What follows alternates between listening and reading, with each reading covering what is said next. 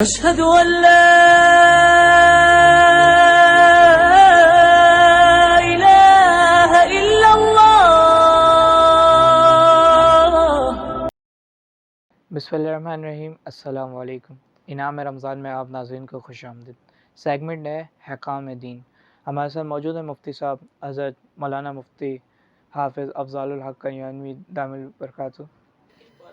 رمضان ہمیں مفتی صاحب رمضان میں رمضان المبارک میں روزے کی حالت ایک جو ظاہری چیز ہے نا کہ بھئی کھانے سے ہم نے رک گئے، کھانے سے پینے سے رک گئے، جو شادی شدہ ہیں، شادی کے معاملات ہیں، حقوق زوجہ جسے کہتے ہیں، اس سے بھی رک گئے نا، ان تین چیزوں کا نام ہے روزہ۔ اس کے ساتھ ساتھ زبان کی، آنکھوں کی، کان کی، ہاتھوں کی، پیروں کی، سب چیزوں کی حفاظت کرنی ہے کہ یہ اللہ تعالیٰ کے احکامات اور آپ صلی اللہ علیہ وسلم کی تعلیمات ہی میں استعمال ہو، اللہ تعالیٰ کی نافرمانی میں استعمال نہ ہو۔ تو رمضان مبارک میں اس بات کا بھی اہتمام کرنا چاہیے۔ زبان ہے، جھوٹ، غیبت، چغلی، گالم گلوچ، فضول گوئی، ان سب چیزوں سے زبان کی حفاظت ہو۔ اسی طرح آنکھوں کے جتنے بھی جو نا ایسے گناہ ہیں ان کی، ایسی کانوں کا معاملہ ہے، پتہ لگا کہ روزہ تو رکھا ہوا ہے لیکن کانوں میں جو آگے کچھ اور ہو رہا ہے، تو یہ ساری چیزوں کا بھی خیال رکھنا ہے۔ تو اس لحاظ سے جب جا کے اس کا صحیح معنی میں فائدہ ہوگا اور رمضان کی روح جو ہے نا وہ پا سکے گا۔ مطلب اتنے ہی رمضان میں امتحان ہو رہا ہوتا ہے کہ بندے کا جیسے روزے کی حالت میں غصہ زیادہ آ رہا ہوتا ہے۔ ہاں، یہ غصے والی بات بھی آپ نے بہت اچھی رکھی۔ ساری چیزوں کے ساتھ ساتھ اس غصے کو بھی کنٹرول کرنا ہے، یعنی جو ہے نا صبر کہتے ہیں نا، صبر یعنی قوت برداشت۔ مومن مسلمان صحیح معنی میں یا کوئی بھی انسان وہ کامیاب ہے جس میں قوت برداشت جتنی زیادہ ہے۔ دنیا میں جتنے بھی آپ کامیاب ترین لوگوں کو دیکھیں نا، ان میں قوت برداشت بہت ہوتی ہے، وہ کامیاب ہو جاتے ہیں، جتنے کامیاب ہوتے رہتے ہیں ان میں قوت برداشت بڑھتی رہتی ہے۔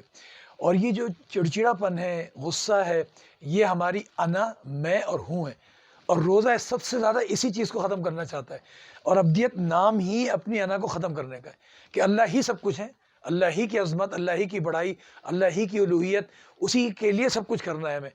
تو جو کیا نام سنت ابراہیمی جو ہے قربانی، وہ تو ہم کرتے ہیں سال میں ایک دفعہ بقرعید کے موقع پر، لیکن اپنی انا، ہوں اور میں کی قربانی ہر لمحے کرنی ہوتی ہے۔ تو روزہ اس کے لیے بہت زبردست جو ہے نا ایک چیز ہے کہ قوت برداشت پیدا ہو۔ تو اس لحاظ سے ہمیں رمضان میں اس کا بہت خیال رکھنے کی ضرورت ہے۔ صحیح مفتی صاحب، بے شک اللہ کے ہر کام، ہر حکم میں کوئی حکمت ہوتی ہے، ظاہر حکمت ہوتی ہے۔ تو رمضان مبارک ہمیں سبق کیا دیتا ہے؟ مطلب اس میں اللہ کی حکمت کیا ہے؟ ہاں، رمضان المبارک میں دیکھیں، ایک تو ایک روزہ رکھنے کا حکم دیا ہے، بنیادی چیز۔ جی۔ دوسرا جو ہے نا رات کو جو ہے نا قیام کا حکم دیا، جیسا بھی ہم نے رات کو قیام کرنا ہے، دن کو صیام ہے، رات کو جو ہے نا تراویح پڑھ رہے ہیں۔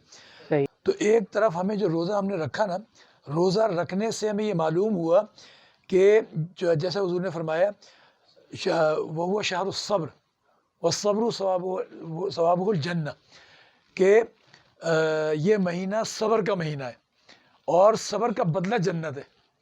تو پتہ چلا کہ رمضان کا ایک بہت بڑا مقصد صبر حاصل کرنا بھی ہے، اور اس میں جو ہے نا قوت برداشت پیدا کرنا بھی ہے۔ وہ اگر ہم نے پالی تو بدلے میں جنت ملے گی۔ صحیح۔ یہ نہ ہو کہ ہم جو ہے نا احسان جتلاتے پھر رہے ہیں، گھر والوں پہ احسان جتلا رہے ہیں، جو ہے نا دوستوں پہ احسان جتا رہے ہیں۔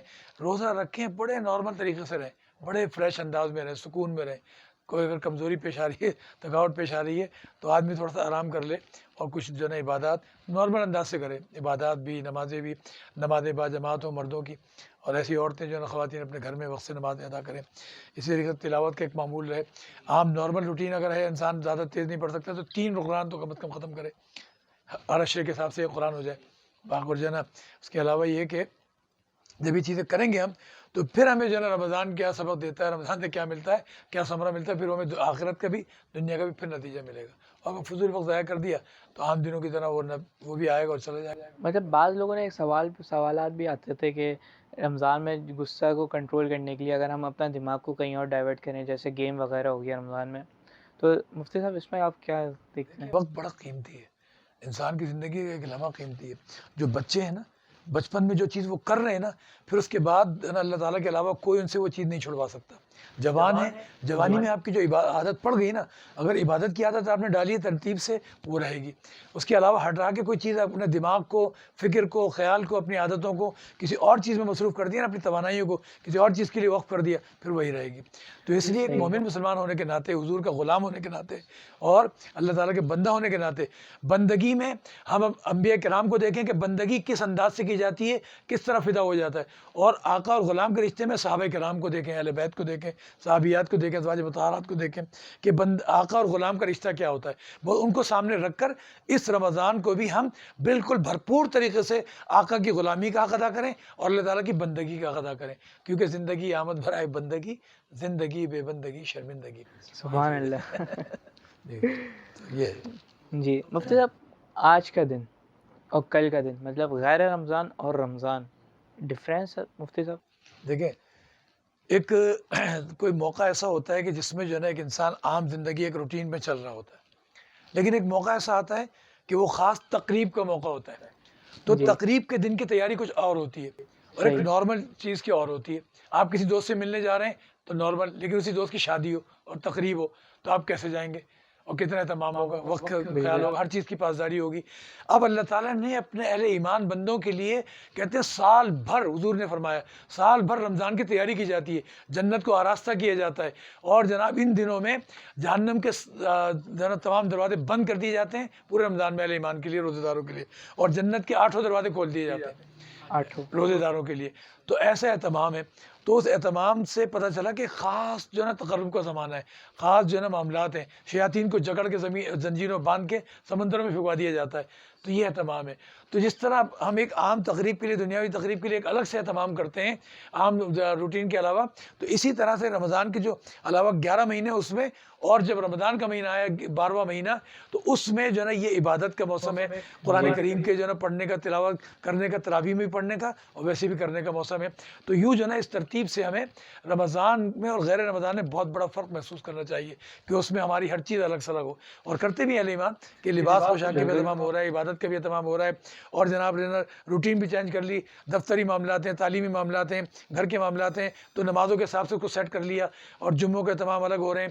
ہر چیز کو ہٹ کے کرنا چاہیے کہ تقریب کے مطابق. ماشاءاللہ مسجدیں بھی آباد ہوتی ہیں پھر اس میں ہوتی ہیں. ویسے بھی دیکھیں دربار جو ہے نا، اللہ تعالیٰ جو ہے نا وہ بادشاہوں کے بادشاہ ہیں، حاکم الحاکمین ہے، ٹھیک ہے. تو بادشاہوں کے بادشاہ کا جو دربار ہے نا، اس میں درباریوں کو کیسا اہتمام کرنا چاہیے جب وہ اتنی باتیں اپنے حبیب کے ذریعے بیان کر رہے ہیں. اور قرآن کریم کے بارے میں جیسے فرمایا کہ شہر رمضان الذی انزل فیہ القرآن اور انا انزلناہ فی لیلۃ القدر، یہ ساری باتیں ہو رہی ہیں. تو ہمیں اس دربار کے لیے کیسے تیار ہونا چاہیے؟ عام دنوں کے مقابلے میں تو ویسے ہی درباری پہلے سے تیار رہیں کہ بادشاہوں کے بادشاہ اب وہ ہمارے لیے سب کچھ جو ہے تیار کر کے رکھ دیا، تو ہمیں بھی اسی اعتبار سے تیاری کرنی چاہیے. تو بادشاہوں کے بادشاہ کا جو حق ہے، جیسا جو نا سلسلہ ہے، ویسے ہی ہمیں تمام ہونا چاہیے، ویسے ہمیں پھر اس کا ثمرہ ملے گا، ویسے اس کے نتائج ملیں گے، اور ویسے اب دنیا میں بھی آخرت میں بھی برکات عطا فرمائیں گے. تو عام دنوں میں اور عام زندگی، عام ایام میں اور رمضان میں ہمیں اسی انداز سے سوچ کر اسی انداز سے اس کو لینا چاہیے. صحیح، بڑی پیاری بات کری آپ نے کہ بادشاہوں کے بادشاہ. ہم تو یہاں پہ کسی ایک وزیر اعظم کی یا وزراء کے پاس بھی چلے جائیں تو بڑے اہتمام سے جاتے ہیں. بے شک ضرور. تو مفتی صاحب بہت شکریہ آپ کا، آپ کا وقت دینے کا قیمتی. تو آج یہیں پر ہی روکتے ہیں، انشاءاللہ کل یہیں سے کنٹینیو کریں گے. آج دیجیے ناظرین ہمیں اجازت، انشاءاللہ کل آپ سے پھر سے یہیں پر ہی ملاقات ہوگی. اپنا خیال رکھیے گا. اللہ حافظ.